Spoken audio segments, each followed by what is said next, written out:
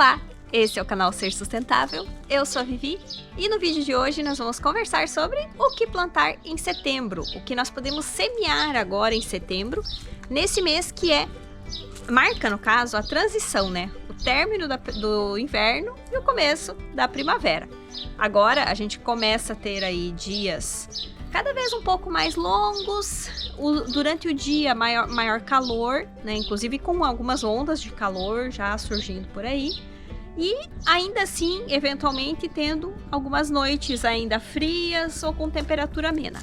Então vamos ver o que a gente pode estar plantando agora que vai se beneficiar desse clima. Esse vídeo do que plantar nós fazemos todos os meses. E no vídeo do mês passado, o que plantar em agosto, teve uma pessoa, a Cacau, que deixou lá nos comentários que ela está conseguindo germinar algumas sementes, já conseguiu fazer várias mudinhas, mas que com outras ela está tendo bastante dificuldade. Se não me engano, ela até citou as berinjelas, né, que estava tendo dificuldade, ela achava que por ser as noites frias, né.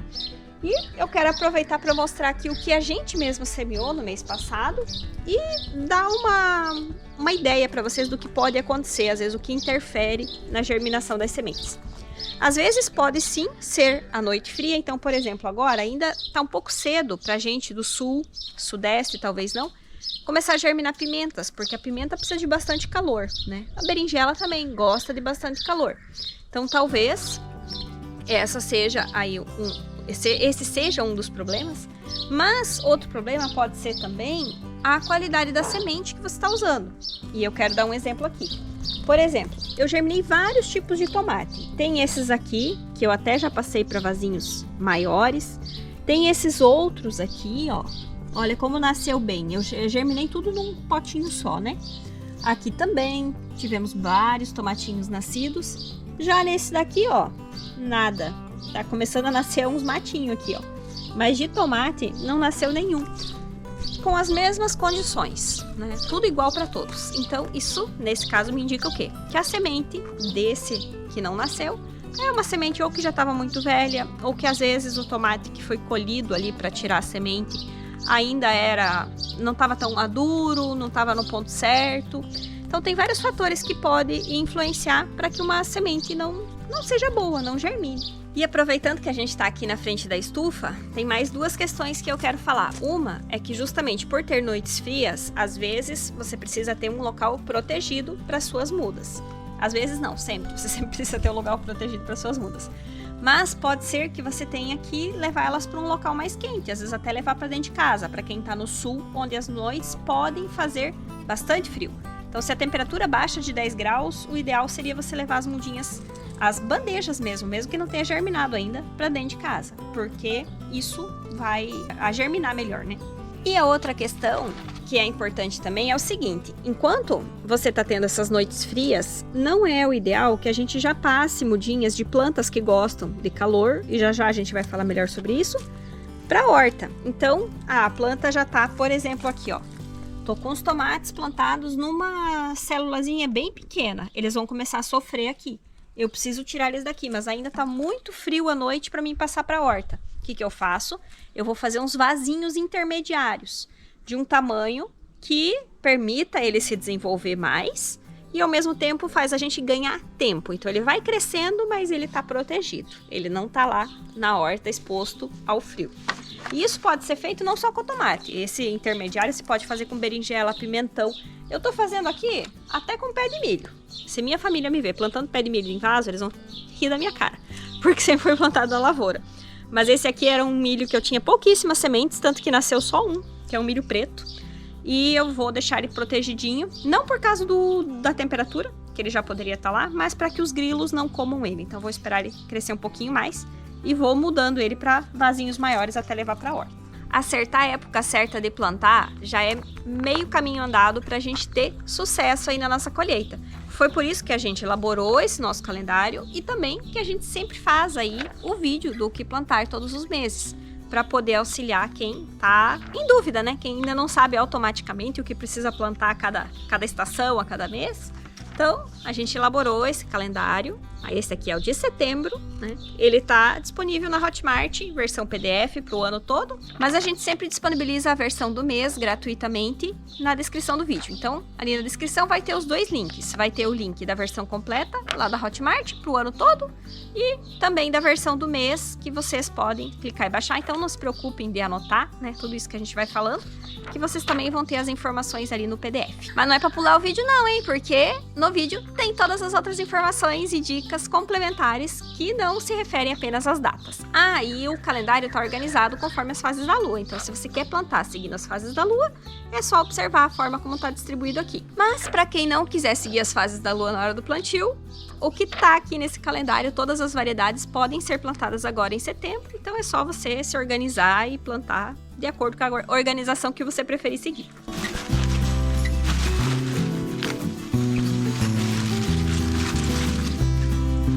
Setembro é um mês bem propício para a gente estar plantando todas as variedades aí de folhosas, alfaces, acelgas, rúcula, também os nossos temperinhos, salsinha, cebolinha, coentro.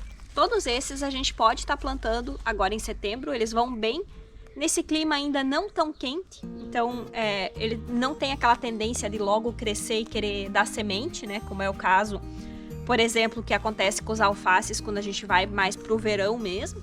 Então agora vai ser bem bom da gente estar plantando eles.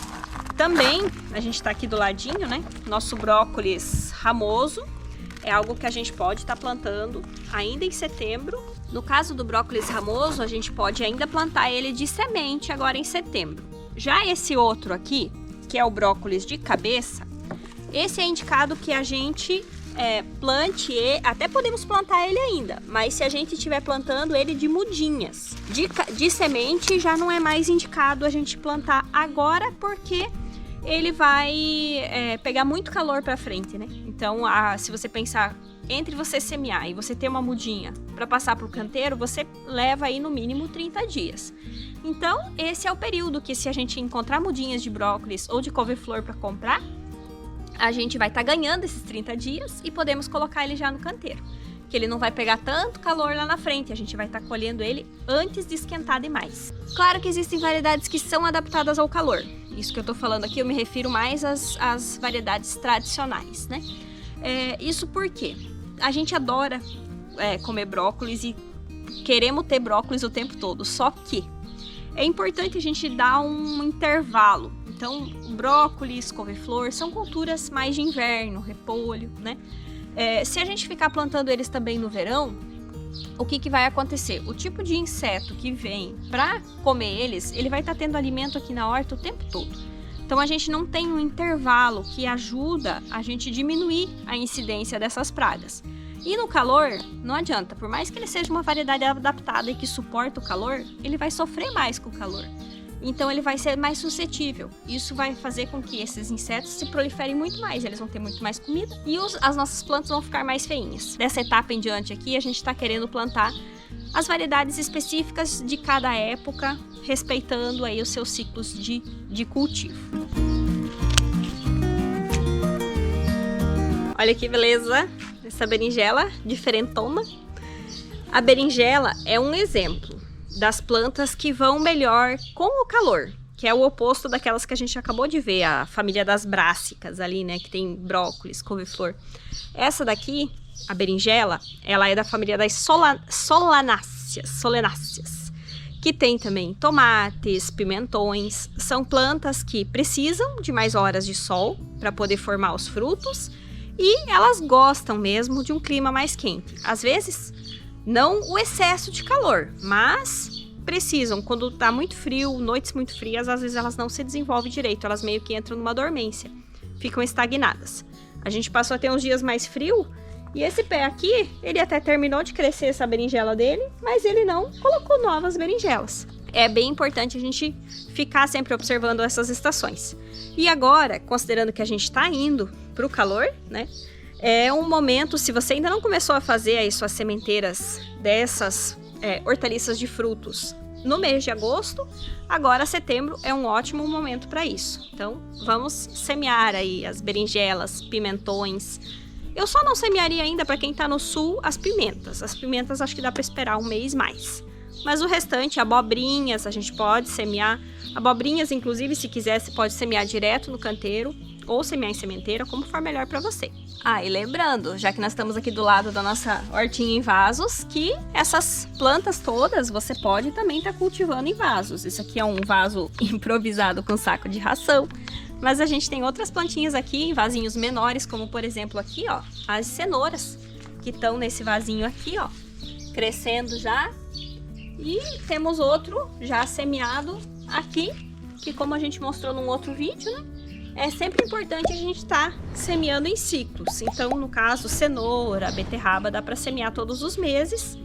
As cenouras, aqui a gente semeou mais ou menos uns 60 dias entre uma e outra. Mas se vocês comem bastante cenoura, pode semear um vasinho por mês ou um pedacinho de canteiro por mês. Que essa é outra questão importante. Às vezes, você fica muito preocupado em saber quais variedades que podem ser plantadas no mês, mas você também tem que pensar naquilo que você vai comer, para daí sim escolher o que você vai plantar.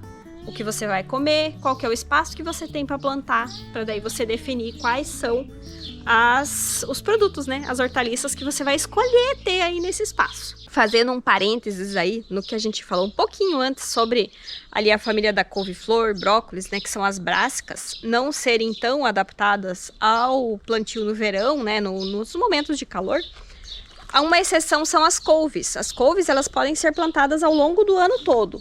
E aqui a gente tem uma couve que, como vocês viram nos outros vídeos, né, nos deixou bastante em dúvida sobre que tipo de couve seria, porque a gente comprou ela de mudinha, então não sabíamos. Teve pessoal chutando aí nos vídeos falando que seria talvez o repolho coração de boi. Ela até que é parecida, mas não é. Ela formou uma cabeça aqui em cima, e isso eu nunca tinha visto, uma couve de cabeça. Ela formou uma cabeça aqui, mas é diferente da cabeça do coração de boi. O coração de boi, ele tem a parte de baixo mais grossa e a parte de cima mais fina. Essa é o contrário. A parte de baixo mais fina, em cima um pouco mais larga. Também é um pouco mais macio, assim, mais fofo, né? Digamos do que é o repolho, que é mais compacto. E principalmente, o que me faz pensar que sim, é uma couve e não um repolho, ela tá dando muitas mudinhas aqui no talo. E essa é uma característica bem conhecida, por exemplo, da couve-manteiga. Mas até onde eu sabia, só a couve-manteiga fazia isso.